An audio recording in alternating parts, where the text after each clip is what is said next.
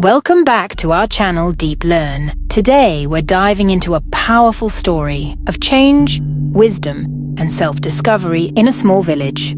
Stay tuned as we uncover how a simple act by a Zen master led to an unexpected transformation. In a quaint village nestled between rolling hills lived a man whose life revolved around his buffalo. This buffalo was his pride, his livelihood, providing the milk he sold to make ends meet. Despite having fertile land, he never sowed a single seed.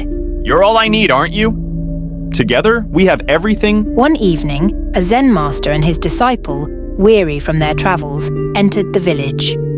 Noticing their exhaustion, our generous man invited them to his home for a meal. As they ate, the Zen master observed the man's heavy reliance on the buffalo. That night, he made a decision that would test the man's resilience and adaptability. We must help him see beyond his current path. Is it right to take away his only source of income? Yet, I must trust my master's wisdom. The next morning, the man woke to find his buffalo gone. Devastated, he searched high and low, but to no avail. A year later, the disciple returned, carrying the weight of guilt and curiosity.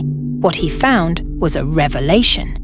I came to see how you were faring, but this transformation is incredible. After I lost the buffalo, I had no choice but to use the land. Paddy fields and fruit orchards. I've never been more prosperous. The man had discovered his potential and the true value of his resources. What seemed like a hardship was actually a doorway to a richer life. I realized that I had everything I needed right here. Losing the buffalo was a blessing. It taught me to embrace change and opportunity. This journey taught me the essence of our teachings. Sometimes letting go of what we cling to opens the path to abundance. Thank you for watching.